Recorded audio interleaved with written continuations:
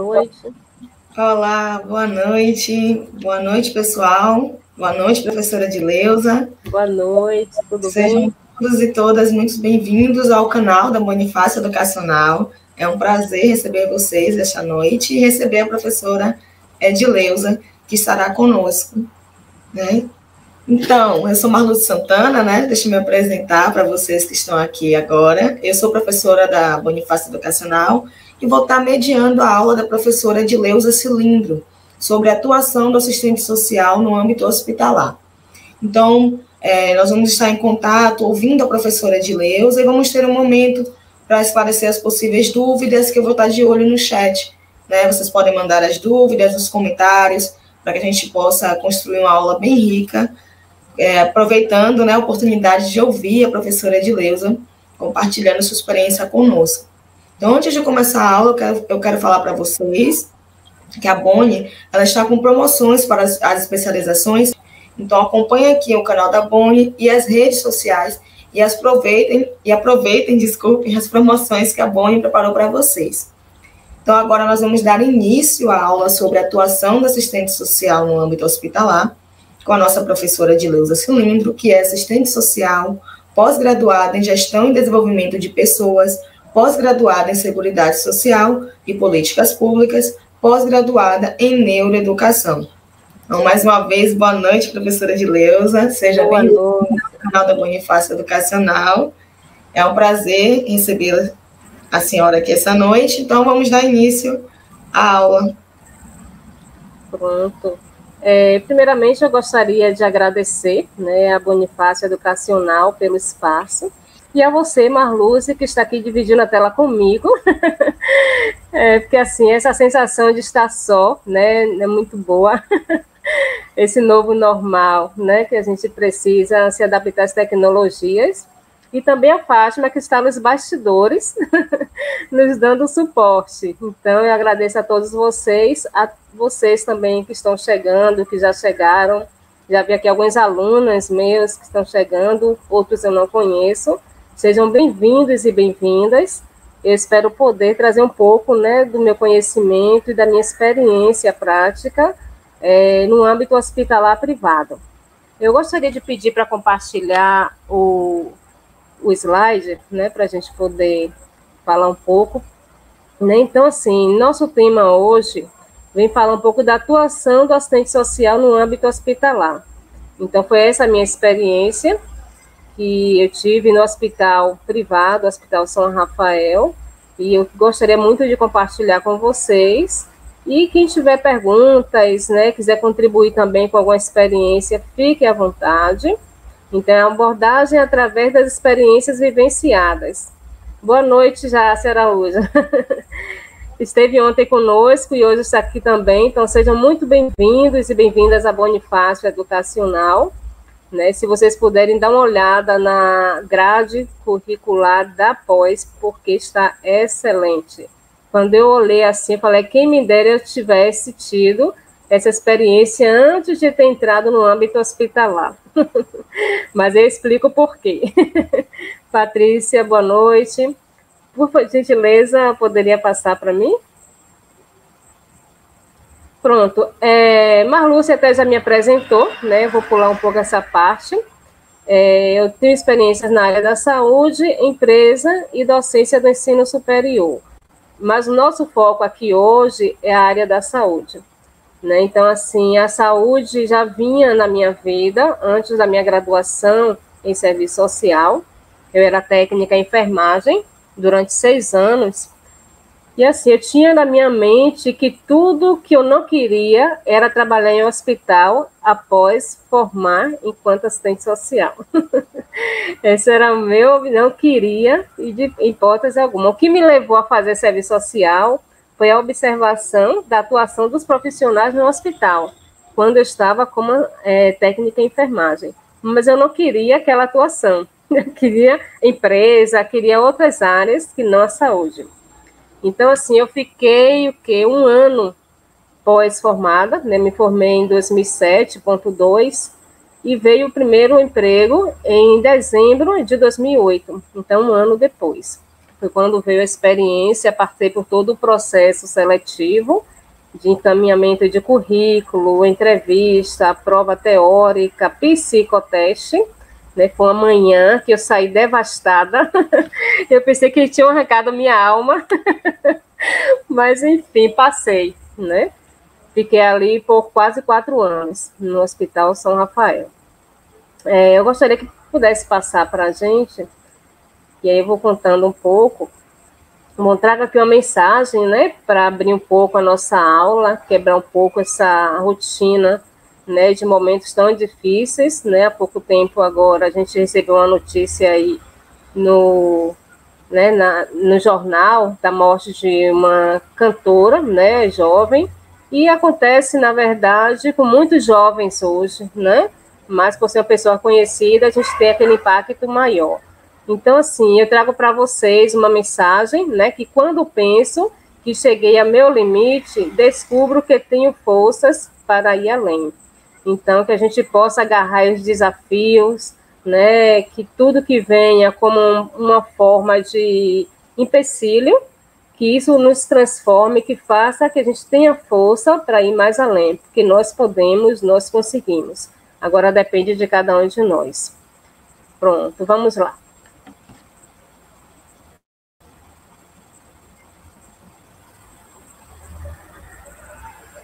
Pronto. E aí eu trago aqui uma pergunta para vocês, né? A gente que não está no âmbito hospitalar, no âmbito da saúde, na maioria das vezes a gente não sabe de fato o que faz um assistente social na área da saúde, mais precisamente em um hospital privado, né? A gente sabe que a atuação no âmbito público e privado diferencia um pouco pelas ferramentas, né, que nós temos em atuação, pela dinâmica da rotina do ambiente, não na nossa atuação, no nosso fazer.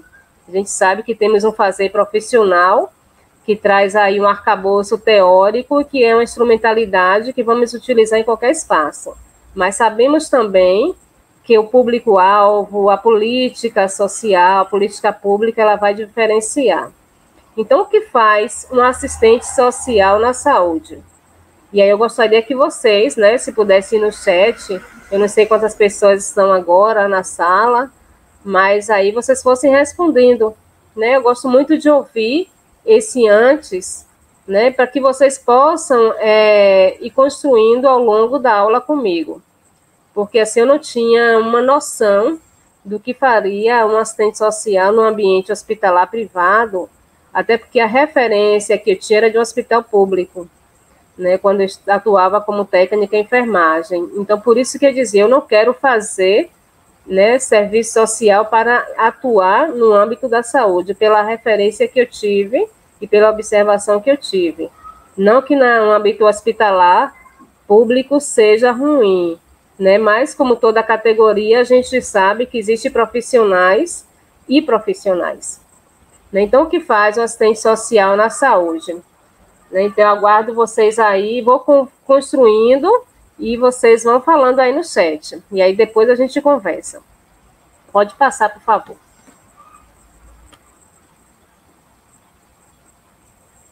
Pronto. Quem me conhece, né, meus alunos sabem o quanto eu sou, cobro muito em relação a essa questão da teoria e prática. Então, eu não poderia hoje trazer minhas experiências práticas sem fortalecer a teoria. Então, a prática profissional está relacionada aí teoria e prática, né? A gente não pode distanciar, até porque nós temos aí 3 dimensões, né, que aprendemos ao longo da nossa graduação, que é o teórico metodológico, o técnico operativo e o ético político. Então, os 3 estão aí entrelaçados. Então, eu não posso ir para uma atuação, uma prática, distanciando da teoria. Por isso que a gente está fazendo essa aula hoje, fortalecendo a pós-graduação na saúde, justamente por isso. Não é que vocês vão sair da pós com uma fórmula como vão atuar, mas vocês vão ter um direcionamento, vocês vão ter um arcabouço teórico, vocês vão ter uma preparação, né? Tanto é que após ela faz essa relação, né, da teoria com a prática, né? Pronto, estou olhando aqui o chat, mas eu vou me desvincular um pouquinho dele. Vamos lá. Pronto, pode ficar tranquila, Pro, que eu estou aqui ligada no chat. Tranquilo. E aí, no final, nós fazemos blocos de perguntas. Maravilha. Vamos lá, suporte da legislação. Que maravilha, né? Termos aí suporte legal, né, jurídico, que nos dê fortalecimento para atuar no dia a dia. Né? E o primeiro deles é a nossa Constituição Federal de 88. A gente sabe aí que a política de saúde passou por grande transformação e a partir da Constituição de 88, vimos ter aí um SUS, né, o Sistema Único de Saúde, que é universal. Então, isso aí já foi um ganho para a política de saúde. Temos os parâmetros para a atuação dos assistentes sociais na saúde, que é uma das disciplinas da pós. Nesses parâmetros, ele vem aí fundamentado pela lei que regulamenta a profissão e pelo nosso código de ética. A gente vai trazer alguns aspectos básicos, mas não vamos estender nesse assunto. Eu até oriento, né, e trago como sugestão para vocês, depois buscar todo esse arcabouço teórico, essa legislação e ler, né, conhecer um pouco do que a gente tem como suporte legal para a atuação. Temos aí a Lei 8.080, de 1990, que vem trabalhar a questão do SUS, a Lei Orgânica da Saúde, né, a LOAS, de 1990, temos o nosso Código de Ética do Assistente Social, né, de 1993, é um marco histórico para a nossa profissão, né, eu creio que a maioria que estejam aqui ou são estudantes ou são graduados em serviço social. Então, a gente sabe aí que a nossa história, né, a história do nosso serviço social passou por vários momentos, onde culminamos com o nosso Código de Ética em 1993, após o movimento de reconceituação, né? Temos uma lei também que regulamenta a profissão. Olha que maravilha, a Lei 8662 de 93. Boa noite, Elânia. Então, assim, essa lei também trouxe aí para a gente nossas atribuições privativas e as competências. Então, assim, eu não tive, na verdade, nenhuma dificuldade em atuar durante a minha trajetória, como eu tive na área da saúde, né? Eu falo da lei que regulamenta a profissão, o quanto é importante a gente conhecer nossas competências e nossas atribuições, porque é um espaço, né, a área da saúde privada, né, é um espaço que a gente precisa se posicionar diariamente.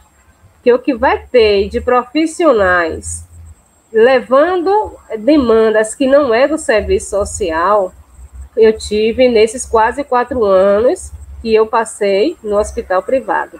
Então, temos que saber o que é meu, o que não é. Quais são minhas atribuições privativas, quais são minhas competências. Então, está lá na lei que regulamenta a profissão, né? Nós fomos os profissionais, os primeiros profissionais a serem regulamentados como trabalhadores no Brasil, isso em 1940.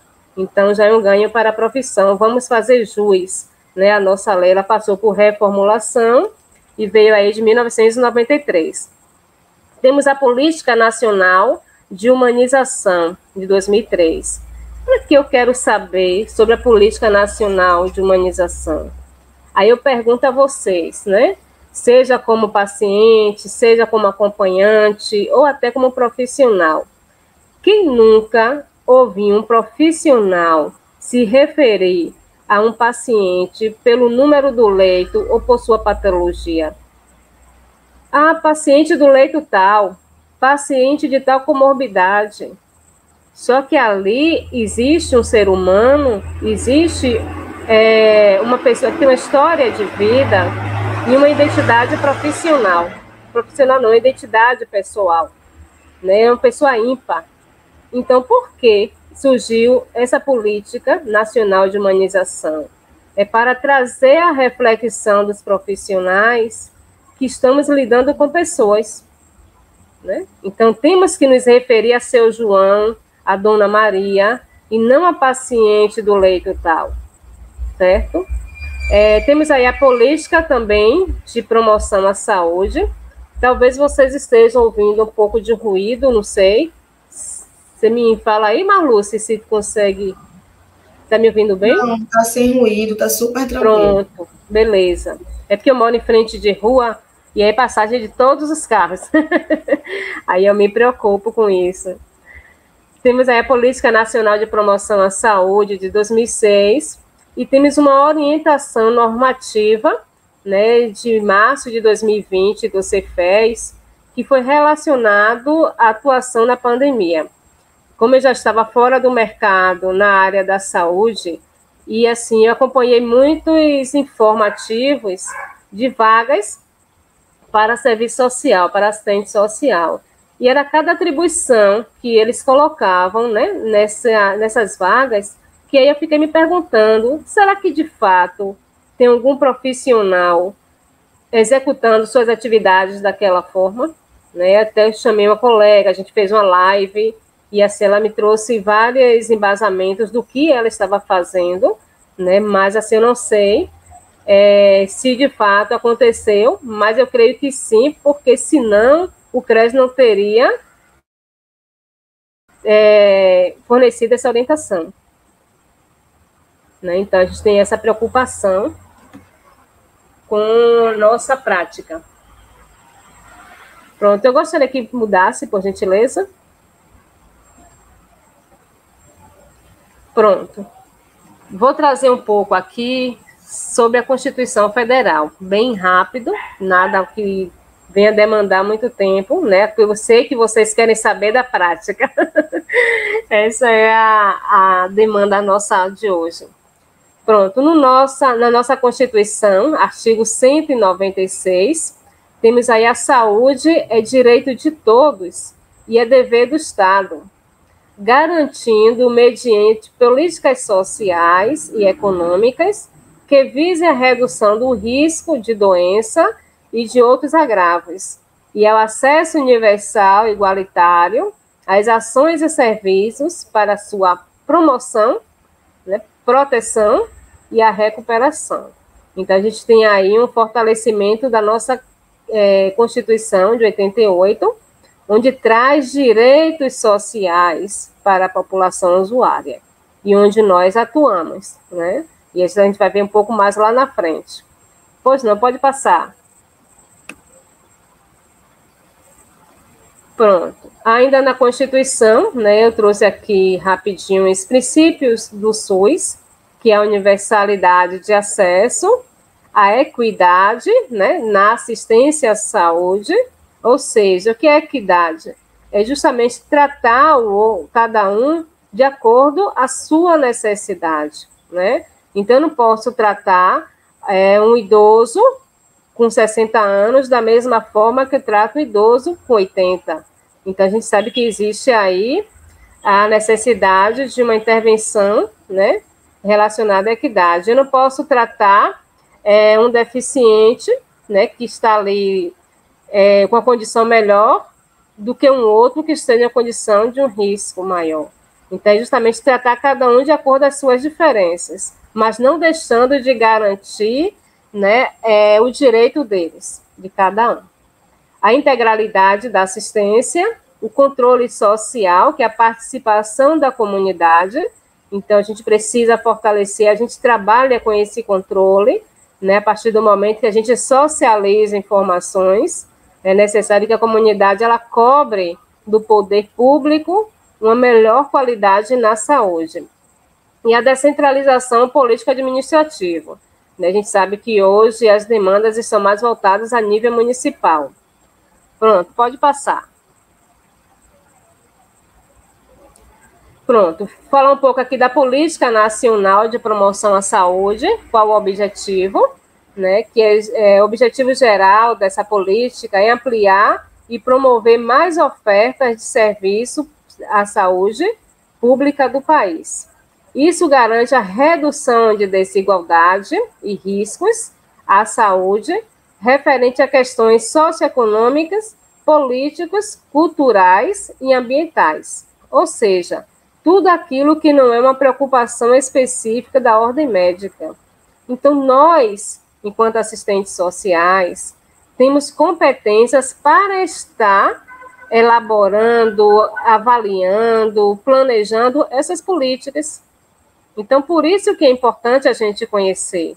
Então, eu não posso estar naquela condição de reclamar sem ter uma atuação, né, de fato, precisa nas políticas sociais ou políticas públicas.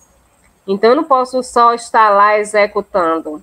A gente lembra que o serviço social executava, assim, somente na década de 30, mas hoje não. Nós planejamos, nós elaboramos, avaliamos, né, se está efetiva, se não está. Então, se essa política veio com o objetivo de reduzir a desigualdade, temos que atuar nas políticas também. Pois não, pode passar. Pronto, um pouquinho dos parâmetros, né? Como eu disse a vocês, eu vou pontuar bem rápido um pouquinho de cada legislação dessa que eu trouxe, cada informação é importante para que vocês saibam o que é que vocês vão encontrar lá. Mas eu oriento que vocês busquem esse documento na íntegra, porque eles são amplos. Então, o que é que traz nossos parâmetros? Ações socioassistenciais, né? Atuação da assistente social, atendimento direto aos usuários, seja o paciente, acompanhante, ações de articulação com a equipe de saúde. Então, quando vamos atuar no âmbito hospitalar ou da saúde, vamos estar a todo momento trabalhando em equipe, seja com enfermeiro, com médico, psicólogo, fisioterapeuta, nutricionista, uma equipe muito ampla. Ações socioeducativas, né, onde a gente vai, nossa atuação é sempre buscando essa questão da educação, né, então é socioeducativa a todo momento. Quando eu estou orientando o direito social, um direito previdenciário, eu estou fazendo essa ação socioeducativa. Mobilização, participação e controle social, né, quando a gente mobiliza a comunidade para participar mais, né, relacionada a essas políticas. Investigação, planejamento e gestão, é o que traz nossos parâmetros. O assistente social faz investigação, ele faz o planejamento, ele pode estar na gestão, né, dessas políticas. Assessoria, qualificação e formação profissional, né? Então, são alguns aspectos que eu trouxe aqui dos parâmetros, mas que vocês podem buscar o documento e entender o que é que estou falando. Pois não, pode passar. Se eu estiver muito rápido, me avisem que eu dou uma freada. Tá ótimo, Edileuza. Pode seguir da forma que tá. Ok. Pronto, vamos ao nosso precioso código de ética. Esse aqui é um livrinho de cabeceira, né? Então, não só comprar ou baixar na internet, ele está aí com a fácil acessibilidade. Então, eu não conheço porque é caro, eu quero comprar aquele comentado. Pronto, baixa na internet, quando puder, né? Quem puder, quem quiser, compra o comentado. Né? Mas a gente precisa saber o que é que tem lá no Código de Ética. E assim, eu não trouxe ele todo, né? Claro, não tinha como, mas assim, alguns artigos que faz necessário para a gente aqui. Então, no que se refere aos direitos do assistente social, o artigo 2º fala que é livre o exercício das atividades inerentes à profissão, a partir do momento que eu vou me graduar, que eu faço a minha inscrição no CRES, eu tenho livre exercício, participação na elaboração e gerenciamento das políticas sociais e na formulação e implementação de programas sociais, inviolabilidade do local de trabalho e respectivos arquivos e documentação, garantindo o sigilo profissional. O que é isso? Digamos que eu atue em uma instituição e só tenha eu de assistente social. Então, fui desligada da instituição. Eu tenho que fazer com que esses documentos eles sejam preservados pela instituição para que tudo aquilo que aquele paciente ou acompanhante nos passou, ele não seja divulgado. Porque há momentos em que o paciente e o acompanhante, ele traz informações para o serviço social que eles não levam para nenhum outro profissional. Então, depois, dá uma olhada aí no Código de Ética, nas orientações que traz, como é que eu posso fazer, né, garantir que existe esse sigilo profissional. Eu preciso ter a certeza que essa documentação ela vai ser, de fato, arquivada até que chegue um novo profissional. Vamos lá. Boa noite, Laila. Pronto, a nossa lei que regulamenta a profissão, eu trouxe aqui o artigo 4º, né, que fala das competências. Então, a gente lembra que a nossa lei que regulamenta a profissão, no artigo 4º, traz as competências, e no artigo 5º, as atribuições. Então, eu trouxe aqui duas, só para a gente poder ter uma noção, né, que é elaborar, implementar, executar e avaliar políticas sociais, junto a órgãos da administração pública, direta ou indireta, empresas, entidades e organizações populares. Elaborar, coordenar, executar e avaliar planos, projetos e programas que sejam de âmbito da atuação do serviço social com participação da sociedade civil. Então, a gente precisa entender que temos várias competências, né? Então, dentro do nosso papel, aí, nós podemos fazer diversas atividades. Pois não, pode passar.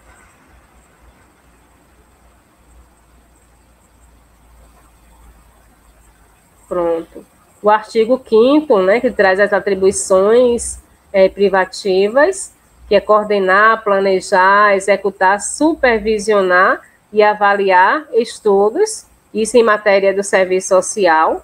Então, o que for relacionado ao serviço social é atribuição privativa. Pesquisas, planos, programas e projetos na área de serviço social também é uma atividade privativa, uma atribuição privativa do assistente social. Então, só foi para instigar vocês, né? Eu não vou trazer todas aqui, mas eu oriento que vocês façam essa leitura, né, na íntegra. Pode passar.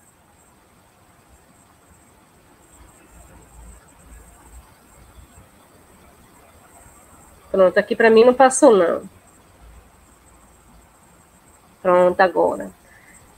Vou trazer aqui, né, uma citação de Yamamoto, em 2007, né, que ela traz um destaque ao processo de trabalho do assistente social em sua dimensão educativa, dentro dessa política aparentemente provedora do bem comum. Lá atrás eu falei nos parâmetros, né, que nós atuamos como uma atividade educativa. O assistente social realiza atividades que incidem sobre comportamentos e atitudes da população, e tem na linguagem seu principal instrumento privilegiado de ação. Isso lhe permite trabalhar as expressões concretas das relações sociais no cotidiano da vida do sujeito, e faz com que disponha da relatividade autonomia na condução do exercício de suas funções institucionais. O que isso tem a ver com a área da saúde?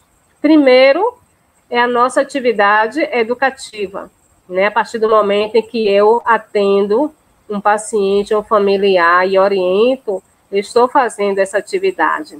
Segundo, a nossa linguagem, a nossa comunicação, a nossa fala. Claro que a gente precisa ter a observação, a escuta, mas a gente precisa fazer intervenção. E essa intervenção vem a partir da nossa fala. E o principal que eu chamo a atenção, que é a relativa autonomia. A gente sabe que toda instituição tem suas normas, né, tem seus valores, sua missão a ser cumprida. Mas nós, assistentes sociais, temos essa relativa autonomia, que é a possibilidade de criar estratégias de atuação. E lá na frente eu vou dizer, né, alguns momentos que eu precisei dessa relativa autonomia no âmbito hospitalar para que eu pudesse exercer a minha função sem me desvincular do meu papel de assistente social. Pois não, pode passar.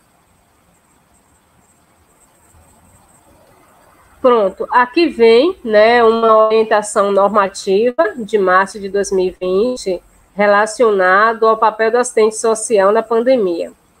E a gente sabe que houve várias contratações e que, assim, infelizmente, né, um momento de pandemia com alto índice de óbito, e a gente sabe que sempre recai para o serviço social essa questão de óbito, né?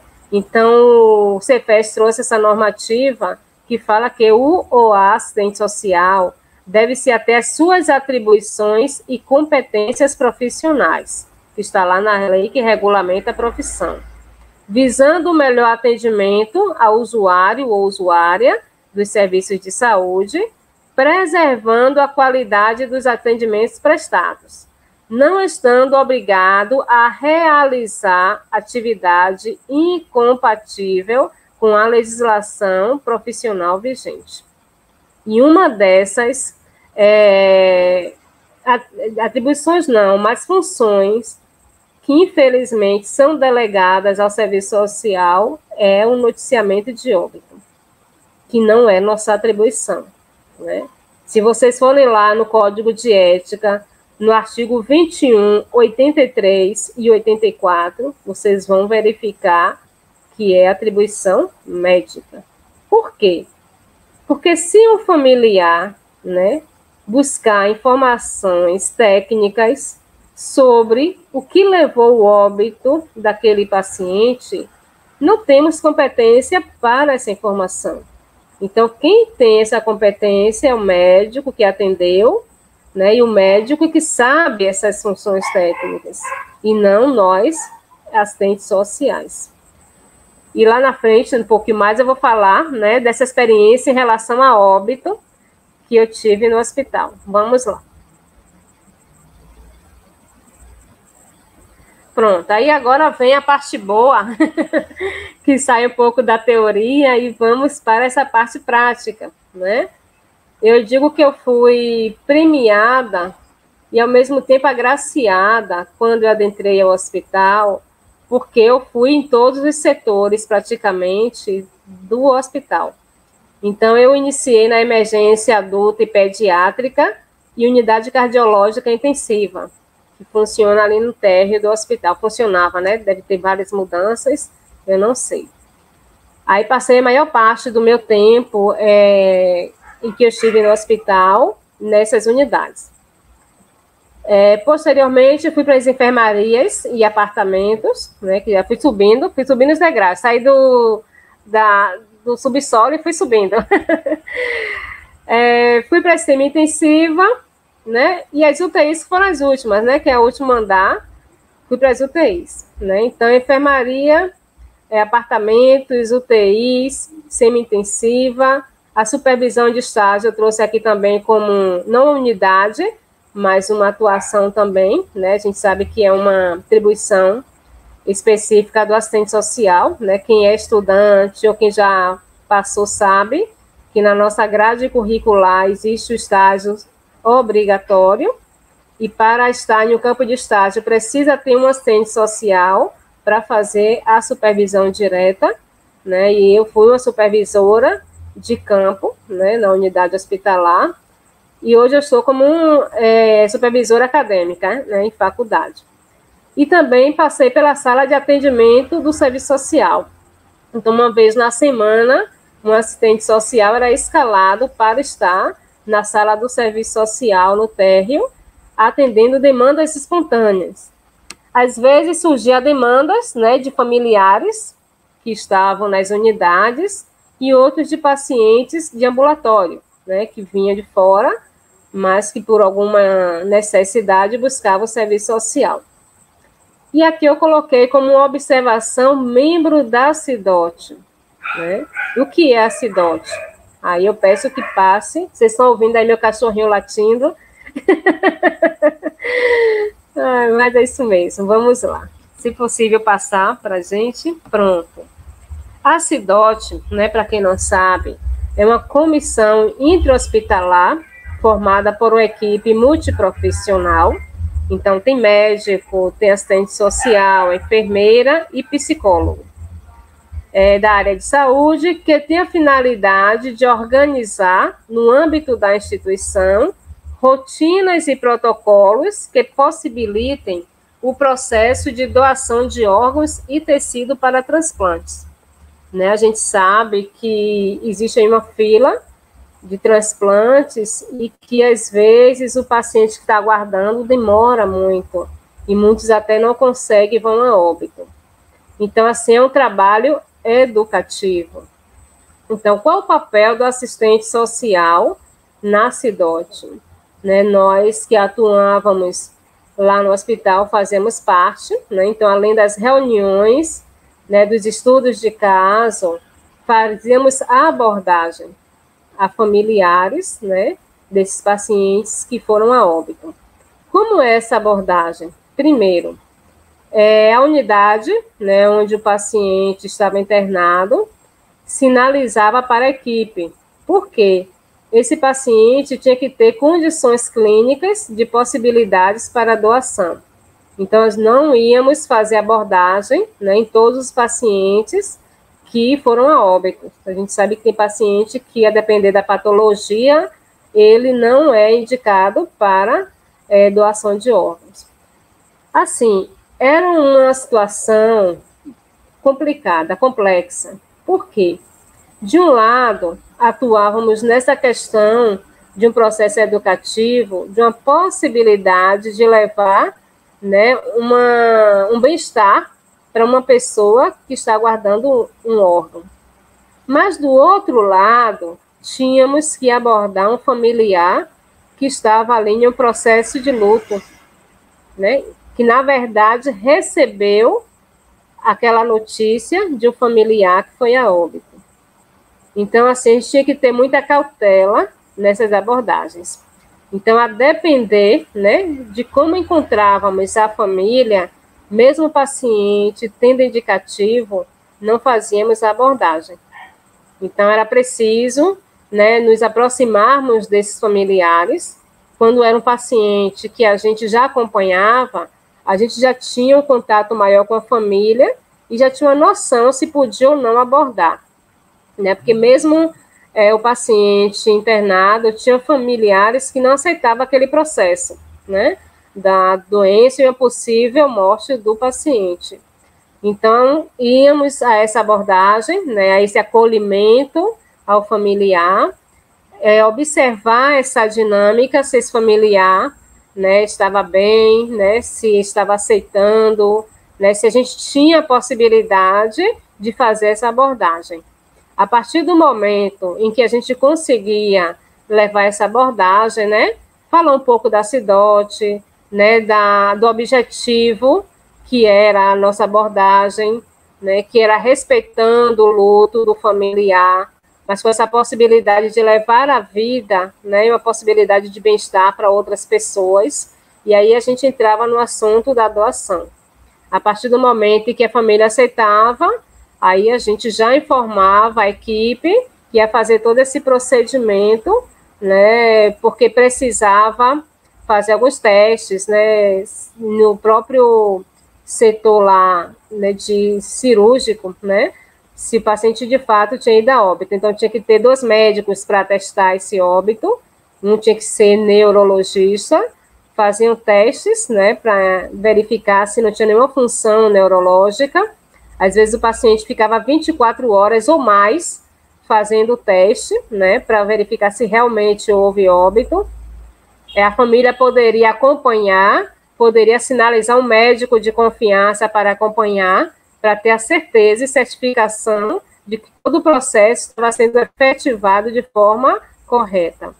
Então, assim, essa era a nossa participação dentro desse processo, né, da abordagem em relação à doação de órgãos dentro do ambiente hospitalar. E eu gostaria de pedir que passasse. Pronto. Experiências vivenciadas. Reuniões multidisciplinares. Em cada setor que estávamos, né, existiam pessoas responsáveis por aquele setor. Enquanto eu estava ali na emergência, Então, tinha enfermeiros da emergência, coordenadores, né, nutricionistas. Então, cada profissional ele é alocado em determinada unidade. Então, quando haveria necessidade de reuniões, essas reuniões eram realizadas, né, no nosso horário de trabalho, para buscar uma melhoria na qualidade de atendimento do paciente. Então, qual é o papel da assistente social, né, nessas reuniões?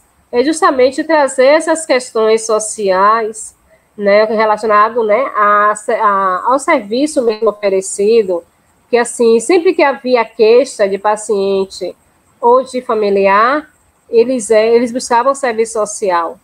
Então, a partir dessas queixas, a gente levava para a equipe para verificar uma possibilidade de melhoria no atendimento, né? Então, assim, um cuidado que eu sempre falo, né, às vezes quando eu trago em sala de aula essa questão, né, da atuação na área da saúde, é do nosso papel nas reuniões para não sermos meros secretários. Por quê? Se o assistente social ele não se posicionar, ele fica calado, porque ninguém vai fazer perguntas. Então, você tem que se colocar, se posicionar e levar, né, ter ali já por escrito suas demandas e levar para a equipe. E ter o cuidado também na questão da ata, né? Toda reunião a gente sabe que é elaborada uma ata e ninguém quer realizar essa ata e sempre busca levar para o serviço social. Então, qual o nosso papel ali é igual a de qualquer outro profissional. Então, essa ata ela precisa rodar. Então, cada reunião, um profissional realiza essa ata. Por quê? Porque senão vamos ser meros secretários. Vamos estar ali apenas para confeccionar uma ata, né? Acolhimento e acompanhamento de pacientes e familiares é fundamental. Então, por que será que o paciente familiar busca logo o serviço social? É justamente pelo acolhimento, pela escuta. Não que os outros profissionais não desejem fazer, mas assim, a dinâmica institucional de um ambiente hospitalar, de um técnico de enfermagem, de um médico, de enfermeiro, é diferente do nosso. Eles estão ali buscando, né, efetivar, né, aquele atendimento, com medicação, com exame, fazer que, de fato, aquela ação aconteça. Então, nós estamos ali justamente para fazer essa mediação entre o paciente e familiares com a equipe, né? Então, sempre esse paciente vai buscar, ou esse familiar vai buscar o serviço social por conta desse acolhimento, por conta dessa escuta ativa. Quando eu cheguei na emergência, isso foi em 2008, não tínhamos uma sala do serviço social na emergência, né? Mas aos poucos a gente foi conquistando e conseguiu essa sala. Por quê? É preciso o assistente social ter um espaço para atendimento. Tem a questão do sigilo, tem a questão do acolhimento, né? Como é que você vai acolher uma pessoa em um corredor, né? Então, o primeiro passo que a gente fazia ao chegar no hospital, né, quando já não tinha uma demanda esperando pelo serviço social, era imprimir um censo diário, né? Entrávamos no sistema e ali puxava o censo dos pacientes que estavam internados em nossas unidades. E a partir dali iríamos de leito em leito nos apresentar, né, falar um pouco do serviço social, qual o nosso papel, e ouvir um pouco esse paciente, né? A gente sabe que houve muitas queixas. Queixa de alimentação que chegou atrasado, queixa do médico que não passou ainda. Então, assim, são questões que a gente vai buscando mediar e orientar, né? Quando alguma questão que realmente extrapola, né, o processo diário, aí a gente chama a equipe, né, passa a demanda, faz essa mediação para que seja efetivado, de fato, o direito desse paciente. Então, a gente faz a abordagem leito a leito desse paciente, né? Com indicação, né, isso aqui acolhimento e acompanhamento de pacientes familiares com indicação para a doação de órgãos, né? Discussão de caso com a equipe multidisciplinar, participação em seminários de doação de órgãos, né? Abordagem familiares responsáveis dos pacientes com indicação de doação de órgãos. Isso aqui é tudo relacionado ainda à questão da doação, que, assim, não era uma rotina diária.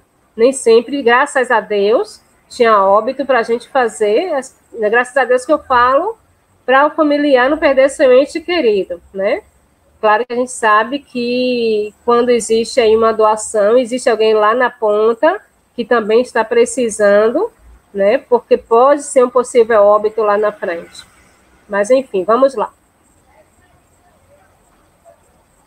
Pronto, acompanhante de pacientes oncológicos, no hospital, né, eles tinham uma cota, né? Era hospital filantrópico, né, praticamente. Então, tinha esse contrato com o SUS de atendimento a pacientes oncológicos e pacientes de nefrologia. Então, esses pacientes podiam ser do SUS, né, ou por convênio. Então, tinha muitos pacientes que adentravam a emergência, né? Então, assim, às vezes as pessoas pensam, tal hospital particular atende SUS. Não. Qual a referência dele? É cardiologia? É oncologia? É nefrologia? Então, são esses pacientes que já são acompanhados, que pode adentrar, né, tanto no ambulatório ou via emergência. Né? E aí vocês me perguntam, mas não existe uma lei, né, que determina que nenhum local pode negar atendimento? Existe. Mas essa mesma lei deixa a brecha e em momento nenhum diz que essa instituição não pode cobrar, né? Então, a gente tem aí mais uma questão para mediar, né? Quando a gente puxa lá o censo e vê, né? Geralmente sai se o paciente é SUS, convênio ou particular. Então, no nossa abordagem, né, de leito a leito, vamos identificar, né, qual a situação desse paciente particular. É de fato um paciente particular? É um paciente de convênio e que está com algum problema no convênio? É um paciente que, por uma necessidade, passou mal na frente do hospital e adentrou e não tem condições, né, de fazer esse pagamento, está como particular? E aí vai as nossas orientações, né, em relação a paciente, né, que não tem condições, né, conversar com o médico, identificar se o paciente vai permanecer ou não internado. Caso permaneça, vamos fazer essa mediação para tentar uma regulação, né? A gente sempre faz a mediação com o médico para confeccionar o relatório, mas encaminhamos ao setor administrativo para que eles possam fazer esse encaminhamento para o setor da regulação. E o nosso papel é acompanhar se a regulação liberou ou não esse leito. Né? Mas, assim, tem pacientes que adentram e não tem condições nenhuma de transferência. Ele vai permanecer dentro do hospital recebendo todo o cuidado, independente de pagar ou não. Certo? Que fique bem claro isso. Questões financeiras são resolvidas depois. E não é o serviço social que resolve. Estamos preocupados com a qualidade e com o atendimento do paciente. Paciente, né, acompanhamento de pacientes na unidade de urgência e emergência adulta e pediátrica. Então, na emergência adulto, é mais essas questões mesmo, né, de paciente poliqueixoso, pacientes idosos sem acompanhante, e aí a gente vai fazer a mediação, identificar algum familiar que está no Estatuto do Idoso, direito do acompanhante, e aí verificar alguém que possa fazer esse acompanhamento, até porque se esse paciente agravar ou precisar realizar um exame, né, tem que ter um familiar ali do lado, ir ao banheiro, tudo isso. Então, é um direito desse paciente. Então, no dia a dia, né, essas demandas são mais corriqueiras, né, quando a gente faz esse acompanhamento leito a leito. Já na unidade pediátrica, é uma das queixas maiores, né, que eu tinha no ambiente hospitalar privado, era a carência em plano de saúde, né?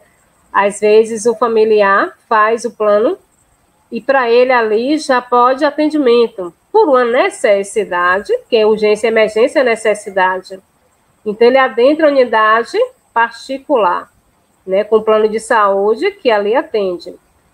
A partir do momento que ele é atendido, a urgência, né, e a emergência, ele garante ali o paciente permanecer 12 horas sem internamento. Se o plano estiver na carência, a partir do momento que passa essas 12 horas e solicita o internamento, o plano vai e nega. Ou se, porventura, for um caso grave, de imediato o médico solicita o internamento e aí vem também a carência. Vai tirar o paciente, a criança do hospital? Jamais. Então, aí vem a intervenção do serviço social, né, da orientação quanto a um direito, né, que é garantido para a criança, né, no Estatuto da Criança e do Adolescente, que é o direito à saúde. Então, a gente orienta, né, o familiar a buscar, né, uma orientação jurídica, normalmente uma defensoria.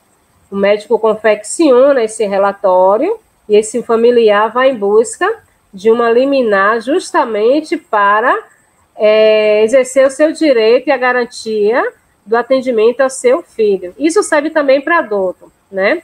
A gente sabe que faz um plano de saúde e ninguém quer ficar doente. Você faz por uma questão de prevenção. Mas se em um momento de uma emergência você precisa ser internado, então você precisa desse suporte. Então aí você vai buscar essa liminar que vai te garantir o direito de permanência no hospital, na unidade onde você está aguardando atendimento ou algum procedimento. Pronto, se puder passar, eu agradeço. Acompanhamento de pacientes internados em terapias intensivas, né, o adulto e pediátrico. Esses acompanhamentos, na maioria das vezes, eram mais com familiares, né, até porque os pacientes na unidade UTI, semi-intensiva, são pacientes um pouco mais graves, na maioria das vezes precisam estar mais tranquilos, sem falar muito, né, sem contar aqueles que estão entubados, né, que não pode mesmo. Então, nosso trabalho é mais com a família, com acolhimento, né, o suporte para uma eventual necessidade, né, porque assim a gente precisa orientar quanto aos direitos, né, desse paciente, do familiar, no âmbito hospitalar. Acompanhamento de pacientes internados em enfermarias, apartamentos e pediatria. Então, essa rotina que eu trouxe de visita leito a leito, isso se faz também no apartamento e na enfermaria, né, nas unidades de terapia intensiva e na semi-intensiva. Quando não há solicitação dos familiares, né, para o serviço social e até a unidade, existe, né, aquela nossa intervenção nos horários de visita. Então, vamos fazer essa visita no horário em que sabemos que vamos encontrar familiares. E aí nós vamos, né, acompanhar boletim médico, que a depender da situação, se o hospital disponibilizar de psicólogo e a família necessitar, a gente faz essa mediação. Então, estamos ali justamente para dar esse suporte. Vem a supervisão de estágio, né, que a gente também faz em qualquer ambiente. Então, a gente precisa ter esse nosso respaldo enquanto profissional para que possamos supervisionar alguém. Como é que eu posso orientar um estudante se eu faço uma atuação incorreta, né? Então, a gente tem que ter muito cuidado nesse processo formativo do aluno, o que estamos passando para esse futuro profissional que está na construção da sua identidade profissional. Antes de mudar, uma das questões também que a gente encontra muito no ambiente, né, da pediatria, principalmente emergência, às vezes enfermaria, é a questão de doação de sangue, né? A gente sabe que em ambiente hospitalar surgem pacientes e familiares de religiões diversas, né? E assim, já tivemos vários casos de crianças em que os pais eram testemunhas de Jeová e haveria necessidade para essa intervenção com a infusão de sangue, né? A transfusão de sangue. Então, existiria essa necessidade. E aí, o que é que se faz nesse momento, né? A criança ela é menor de idade. legalmente, né, os pais são os responsáveis, mas a gente precisa ir lá para o Estatuto da Criança e do Adolescente. Por isso que eu falo, é preciso conhecer a teoria. Além dos pais, quem mais é responsável? O Estado e a sociedade, né? Então, será que só os pais, eles podem intervir nessa situação? É uma criança que está ali no início de sua vida, né, que tem muito ainda, né, de vida aí pela frente, e que os pais, naquela condição relacionada à sua religião, quer impedir essa criança de receber essa transfusão para uma possível melhora. A gente não vai dizer que vai melhorar, mas o médico ele busca fazer o melhor, porque ele percebe que há necessidade de intervenção para a melhoria daquele paciente. E aí, como é que fazemos? Aí entra o serviço social para mediar a relação, porque o médico ele precisa fazer a intervenção, né, e os pais não aceitam. E aí é a questão da atividade socioeducativa, né, da gente conversar com esses pais. Eu já tive casos do pai concordar, da mãe não concordar, já tive casos de nenhum dos dois concordarem, né? E aí vem a questão da autoridade médica. E aí o médico traz essa informação que ele, enquanto médico, né, o juramento dele foi salvar vidas. Naquele momento, a autoridade ali é ele. E se a família, né, por uma questão mesmo de direito, quiser buscar uma orientação jurídica, pode tranquilamente, isso a gente passa. Mas sabendo que a autoridade naquele momento é o médico. Mas até a gente conseguir mediar tudo isso, o serviço social entra nessa cena para as orientações, né, para o acolhimento, né, para que a gente possa trazer o que de fato, né, essa abordagem do médico busca, né, qual a efetivação dessa abordagem do médico? É justamente a vida. Então, para além da questão religiosa, existe a questão da vida. Já tive casos com idoso, né? Mas o idoso, por ser lúcido, né? Ele tinha um documento registrado em cartório, e como não era algo que necessitava de forma muito grave, então esse idoso pôde sair e buscar uma outra unidade que fazia esse tratamento com uma outra substância que não sangue. Né? Existem hospitais em Salvador que têm essa possibilidade. Então, quando a possibilidade de uma transferência, né, para uma unidade onde faz o procedimento, sem ter essa necessidade da transfusão, aí a gente entra e faz todo esse processo, né, com a família. Mas quando é algo grave, a autoridade ali é o médico. Né? Então, é uma das questões que mais é recorrente também dentro do ambiente hospitalar. Acompanhamento, né, de pacientes internados, enfermaria, apartamento e supervisão de estágio. Pode passar, por favor.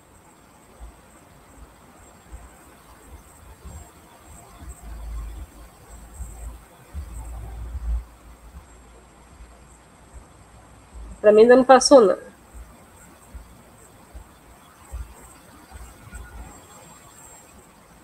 Deu uma travada. Mas vamos lá, aguardando enquanto o Fátima consegue passar, né? Então, assim, normalmente, né, nosso trabalho diário é justamente realizar essas visitas ao leito na busca de demandas sociais, né? Então, quais são essas demandas que normalmente aparecem para o serviço social? Orientação quanto a direitos sociais e previdenciários, né? Então, a gente sabe que, às vezes, o paciente, ele adentra, é um paciente que trabalha, e adentra uma unidade hospitalar, mas ele não sabe o tempo que vai sair. E a partir do momento que ele passa o 16º dia internado, vai precisar de uma orientação previdenciária, né? Então, essa orientação, o serviço social vai passar. Então, a gente precisa conhecer um pouco também dessa questão, né, dessa legislação previdenciária, para que a gente possa orientar, né? Como é que vai ser esse processo? Né? A depender da situação, né, se houver a necessidade de uma perícia, é agendado para que um perito do INSS vá até o hospital fazer essa perícia. E o serviço social vai mediar, né, esse contato do INSS com a equipe para um melhor horário para realizar essa perícia. Caso não, é a orientação mesmo de encaminhamento de relatório médico à empresa, e aí o familiar fica responsável em levar esse relatório, mas nós fazemos a mediação com o médico solicitando esse relatório, que é um direito do paciente, né? Contato com outras instituições, então esse é o fortalecimento da nossa rede. Então, assim, a gente não atua sozinho, mesmo estando dentro de um hospital privado, temos necessidades externas. E aí eu trago mais uma demanda que ocorre muito na unidade hospitalar no âmbito pediátrico, né? Alguns pais, né, que adentram ao hospital e que o plano de saúde está com carência, né, eles evadem com os filhos. Então, é uma demanda que a gente precisa notificar ao conselho tutelar. Então, quem faz isso, na verdade, qualquer profissional de saúde, ele poderia notificar, mas devido à dinâmica, né, do âmbito hospitalar, normalmente, quem faz, sim, alguém falou que sou seu fã, não sei quem é. Obrigada. Então, assim, quem faz esse processo é o assistente social. Então, outra questão que a gente tem muita dificuldade é contato com o conselho tutelar. Não porque eles não queiram receber a notificação, mas a gente sabe que, infelizmente, os nossos conselhos, a maioria são sucateados. Então, às vezes, não tinha um telefone fixo, não tinha um computador para receber e-mail, não tinha um fax para passar. Às vezes era preciso, né, quando a gente pensa no conselho tutelar, a gente precisa entender que eu vou realizar contato com o conselho que responde àquela comunidade onde o hospital está inserido. No caso aqui, São Rafael, aí quem respondia aqui, Pau da Lima, Castelo Branco, enfim. Quando a gente não conseguia esse contato, outros conselhos de outros bairros davam suporte. Mas o que eu sempre fazia? Eu sempre notificava ao Conselho Tutelar e ao Ministério Público. Então, se um não resolvesse, outro resolvia, caso viesse a surgir algum problema. Na minha atuação, eu nunca vi nenhum caso, né, desses que foram notificados, ter um retorno para a gente se fez algum contato com o familiar. Claro que a gente sabe que o familiar tirou, né, mas ele não quis, não teve a intenção de colocar em risco a saúde da criança. Mas, ao mesmo tempo, ele está colocando. Porque se o médico solicita o internamento, é porque é uma necessidade. E se essa criança lá fora agrava, o familiar vai dizer, não fiquei porque o hospital negou atendimento. E não foi essa a situação. Né? Tanto é que a gente notifica com o nosso relatório social, encaminha o relatório médico, informando a necessidade do atendimento para nos cobrir. Pronto, encaminhamento interno e externos, né? Isso a gente faz em qualquer instituição. Participação em reuniões multidisciplinares. Construção do POC. O que é POC? Procedimentos operacionais de qualidade na emergência e na pediatria. Então, o que quer dizer esses procedimentos? É como se fosse um passo a passo, né, da nossa atuação. Se vier um óbito, como é a atuação da assistente social? Se tiver uma calamidade pública, né, e tiver vários atendimentos ao mesmo tempo. Então, na verdade, são procedimentos planejados para uma eventual situação, para não nos pegar de surpresa. Então, a enfermagem tinha o POC dele, serviço social, o médico, né? Toda da equipe tinha esse procedimento, a segurança. Então, para saber, né, como agir naquela situação. Poderia passar, por favor? Pronto. Temos aqui, boa noite, Ney. Projeto Roda Viva, né, era um projeto do setor. Nayara também, obrigado pela presença. Foi minha estagiária e hoje é aluna da Bonifácio Educacional. Boa noite, Luzineide. projeto Roda Viva. Era um projeto, né, do setor de serviço social, onde cada assistente social levaria um estudo de caso para que a gente pudesse discutir. Então, assim, isso era muito rico. Porque eu que estava na unidade de emergência, eu levava a minha experiência e a minha atuação. E aí as colegas, né, iriam também fazer essa intervenção, de que forma eles atuariam nessa mesma demanda. Então, isso é importante para a gente refletir sobre nossa atuação. Então, a visão que eu tive é uma visão diferente dos demais funcionários, né, profissionais. Então, é muito bom. Assim como o que estava na unidade de TI, enfermaria, semi-intensiva, cada um trazia um estudo de caso e cada profissional das outras unidades trazia, né, suas intervenções naquele mesmo caso. Seminário do Serviço Social na Saúde, né, era um seminário que tinha no hospital anual, também era riquíssimo, porque a gente conhecia muitos profissionais, muitos teóricos, né, essa Yolanda Guerra, Maurílio, né, esses livros que a gente lê com tanta sede, a gente tinha esses profissionais, esses teóricos nos nossos seminários e que discutiam temas importantes inerentes à saúde e ao nosso processo de trabalho. Então, a gente também levava algum tipo de palestra, era muito riquíssimo. Antes de passar para o próximo slide, aí eu quero falar um pouco daquela relativa autonomia na questão do óbito, né? A gente sabe que ainda existe essa demanda impregnada no serviço social, e eu trago a minha experiência no ambiente privado. Por quê?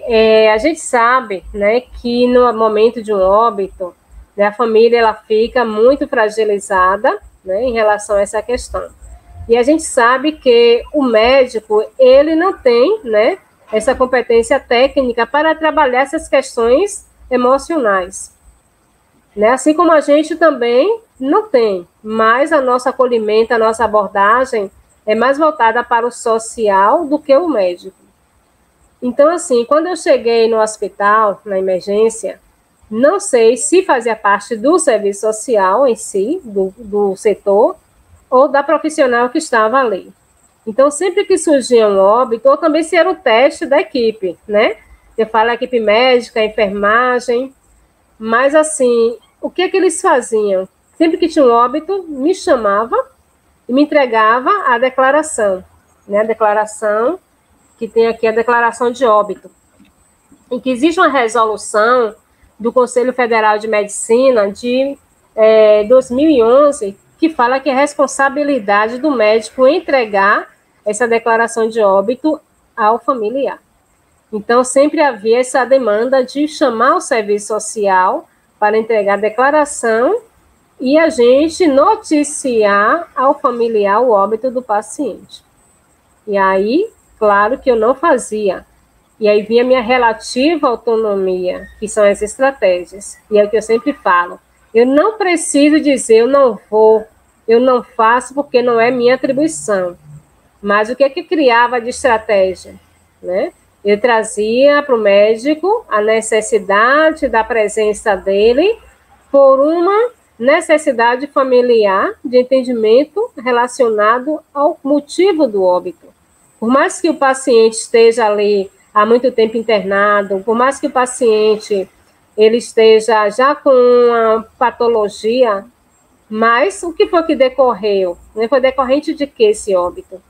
Na maioria das vezes, na unidade semi-intensiva e unidade de UTI, o serviço social não tem muito problema quanto a isso, porque a equipe ela é um pouco mais firmada, tem um certo contato maior com a família. Mas a gente sabe que em unidade de emergência, né, é algo mais dinâmico.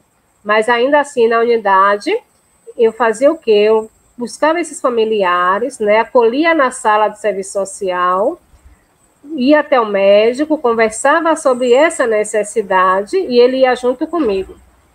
E aí sim, ele entregava a declaração, né, passava a notícia, buscava saber se a família tinha alguma dúvida, e assim, algumas vezes a família tinha, na maioria das vezes, e ele orientava. E a partir do momento que não tinha, ele saía e aí entrava o serviço social com um acolhimento e as orientações necessárias aos trâmites relacionados ao óbito, né? A gente sabe que essas orientações cabem ao serviço social. Então, na maioria das vezes, a família perguntava, né, se a gente tinha contato de funerária, essas coisas, a gente disse que não, porque assim, a gente não pode fornecer, né, contatos de funerárias para não ficar parecendo que a gente tem convênio com funerária, certo? Então, nosso papel é de orientar que existem diversas, mas que o familiar, ele pode, sim, buscar uma das que faça o serviço. Por uma necessidade, né, já teve óbitos no hospital de pacientes que eram de outros estados ou de outros, né, municípios, e assim, não sabia onde encontrar nada na cidade. Então, a gente chegou a fazer uma lista, né, aquela lista nas listas telefônicas, e deixava lá e passava para o familiar, né? Existem essas funerárias. Aí cabe a vocês entrar em contato e verificar o que é melhor para vocês. Mas a gente não fornecia e não indicava nenhuma. Nosso papel era de orientação e acolhimento. Então, por isso que eu falo, quando a gente tem fundamentação teórica, quando a gente sabe nosso fazer profissional, sabemos usar nossa relativa autonomia no momento certo. Então, eu não preciso dizer não, mas eu preciso criar estratégias para dizer que é um não de uma forma diferente, né? Então, a gente sabe que dentro da instituição existem normas, existem regras, e que a regra é para todos.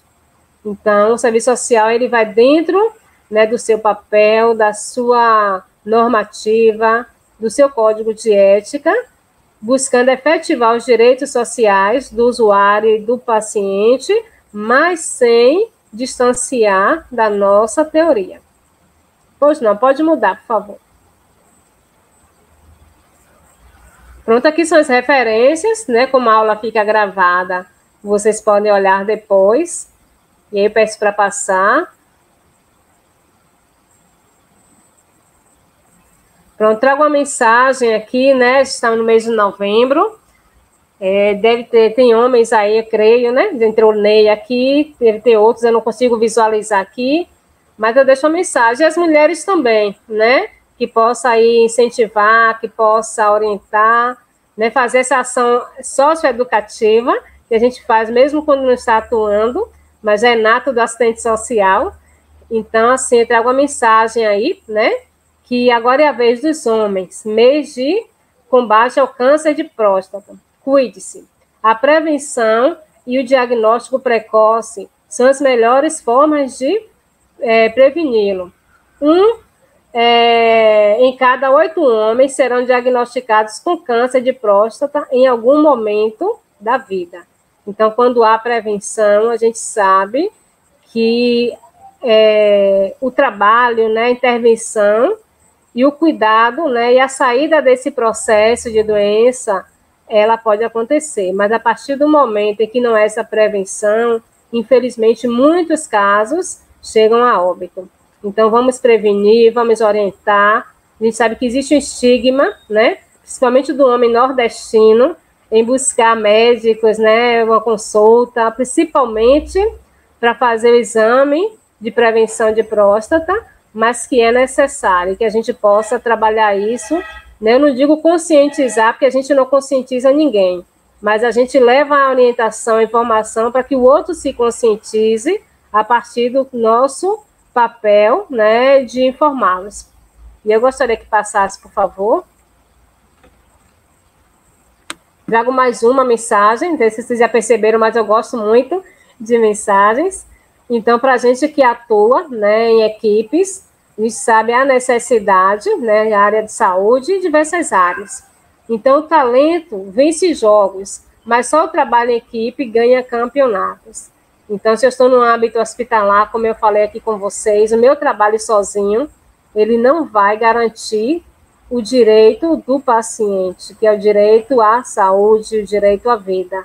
Então, eu preciso estar interrelacionado com minha equipe, com a equipe que atua no meu ambiente, na minha unidade, né, coordenador, médico, técnico, fisioterapeuta, né, o profissional da limpeza, todos.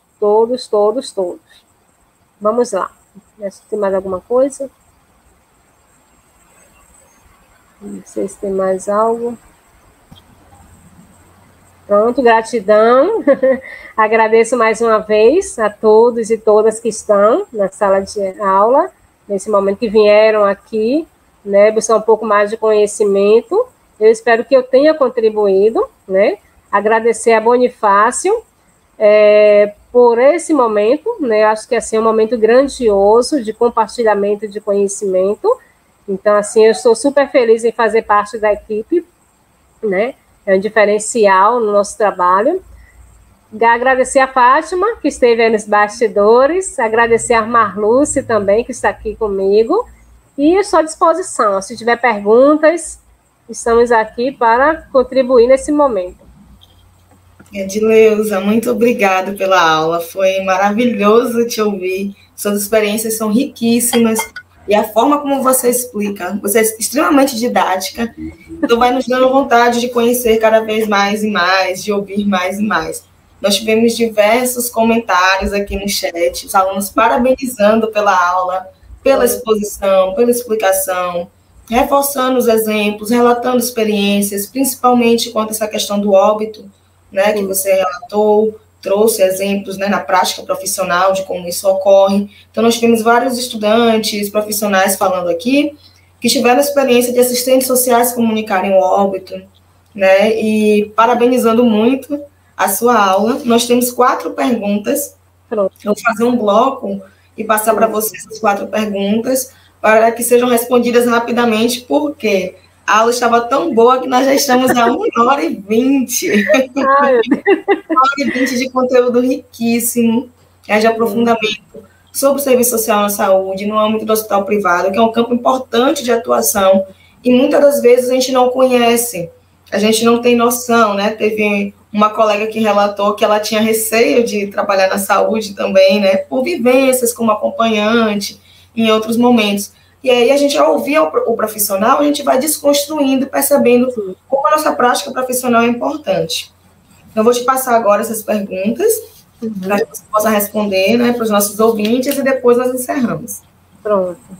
Bom, a Elane Barbosa, ela perguntou, né, professora, se formos pressionadas pela instituição a dar notícia de óbito e optando o assistente social em acatar as ordens superiores da instituição, ele pode sofrer punição junto ao CRES? Então, essa foi a pergunta da Elane Barbosa. A Patrícia Souza, ela perguntou, qual é a forma correta de se denunciar um profissional que tem sua conduta totalmente contrária ao que diz o Código de Ética dos Assistentes Sociais? Além dessa pergunta, nós tivemos outra pergunta da Elane Barbosa, né, que, no caso, o exemplo que a senhora trouxe, né, professora, a respeito da doação de sangue, da transfusão de sangue, se isso serve apenas para crianças ou também serviria para idosos? No caso, idosos que não possuem nenhuma documentação, como o exemplo que foi citado, se a mesma atuação com crianças e idosos é da mesma forma. E que uma outra pergunta também da Elaine. Em caso, por exemplo, né, ela dá uma situação, né, a entrada de um paciente na emergência de um hospital, um paciente que tem indicação para uma cirurgia, um procedimento cirúrgico, ele não tem parentes, e que tem uma criança. Qual o procedimento do assistente social? No caso, para essa criança não ficar desassistida, né, já que o responsável vai ficar internado e não se tem parentes para assumir a responsabilidade. Então, foram essas perguntas, e agora eu vou abrir espaço para a professora responder e depois nós encerramos. Pronto, excelentes, gostei. Pronto, vamos lá, Elane. A primeira pergunta que você fez em relação à pressão. A gente sabe que existe, né? E assim, eu trago aqui também uma ressalva relacionada a essa questão do óbito, porque assim, um âmbito hospitalar privado é diferente de um âmbito hospitalar público. Então, a gente sabe que nós temos ali no âmbito privado um auxiliar administrativo que ele pode ligar para o familiar e solicitar que esse familiar vá até o hospital. A gente sabe que tem ali na emergência um médico que mesmo com a demanda, mas não é a mesma demanda do hospital público. Então, na maioria das vezes, principalmente no hospital público e em UPA, vai cair sobre o serviço social. Por quê? Porque não vamos ter auxílio administrativo, se o familiar não estiver lá para ligar. Então, quem faz a ligação vai ser o serviço social. Na maioria das vezes, a gente, quando recebe a ligação, a gente já pensa logo, é óbito, né? Por que está relacionado a essa questão? E, na maioria das vezes, solicita que vá até o serviço social e o assistente social comunica. Por quê? Porque esse médico que atendeu o seu João, né, uma hipótese, que foi a óbito, quando o familiar chegar no hospital, esse médico, ele já vai estar em uma outra demanda. Ou mesmo que seja naquele momento ali, a gente sabe que uma emergência de unidade pública é uma loucura. Então, talvez esse médico não tenha condições devido à demanda de fazer isso. Então, eu trago essa ressalva em relação às ferramentas que nós temos, que é diferente do âmbito público e do âmbito privado. E pense assim, quando eu for noticiar um óbito, eu não estou fugindo à minha atribuição. Eu estou fazendo algo como um direito daquela família no momento em que perdeu um ente querido. Então, se eu tenho possibilidade de me negar, quando eu falo me negar no sentido de criar estratégias e dizer não, eu faço. Mas se eu perceber que não tenho condições, eu vou fazer. E não existe punição, não existe não. Na verdade, o CRES e o Cefes traz normas de orientação, que o melhor seria que, mas a gente não vai ser punido, porque se fôssemos punidos, então o próprio CRES e Cefes deveria fazer uma intervenção junto às unidades hospitalares, né, e UPAs também, informando e deixando claro que o profissional ele é proibido. Caso contrário, iria sofrer sanções jurídicas, a instituição e não nós. Mas são orientações normativas. Então, se alguém estiver fazendo, porque sofre essa pressão, relaxe o espírito aí o corpo e pense que vocês estão fazendo, efetivando o direito, né, daqueles familiares que estão em um momento, né, vulnerável de perda de um ente querido. Então, a gente precisa ter, né, essa reflexão. Na segunda questão que Patrícia traz sobre se eu perceber que existe um profissional, uma prática distanciada, né, do fazer profissional. Isso aí é vocês realizarem uma denúncia ao CRES da região. Se for aqui na Bahia, né, 5ª região, e essa denúncia pode ser anônima, né? Então, o nosso papel é denunciar. Se o CRES ou o Cefes vai fazer algo, já é uma outra questão. Mas o nosso papel é denunciar, tá bom? Sobre a outra questão, foi sobre a questão da doação, não é isso? Relacionado, serve para adulto, serve para idoso, serve para criança. Se for algo que não tenha risco de morte, né? A família da criança pode buscar outra unidade, do idoso e o adulto também. Mas se existir risco iminente de morte, a autoridade é o médico. Até um adulto que diga eu não quero receber, mas está em iminência de morte, a autoridade é o médico. Certo? Então, vale para idoso, pode ter a documentação que ele quiser registrar em cartório. Mas houve aí a iminência de morte, então o risco, né, muito alto, o médico ele é autoridade legal naquele momento. Quanto à questão que trouxeram, não sei se foi Patrícia, se foi Elane, de adentrar uma pessoa na emergência, a necessidade de uma cirurgia, e não ter nenhum familiar para deixar essa criança, né? Primeiro, a gente vai buscar esgotar todas as nossas possibilidades. Não tem familiar aqui na cidade ou lugar nenhum. Porque se não tiver em local nenhum, e ainda em algum lugar, mas que esteja distante, até que se possa, né, esse familiar vir até a unidade hospitalar, a gente precisa fazer o contato com o conselho tutelar. Porque o responsável legal, né, sim, seu pai e a mãe e o Estado, representando o Estado, na verdade, é o conselho tutelar. Então, a gente precisa buscar. Caso o conselho não consiga, ajuizado da criança e da juventude, ajuizado da infância, né? O que não pode é a criança ficar no ambiente hospitalar sem acompanhante, né? Porque nós não temos essa responsabilidade.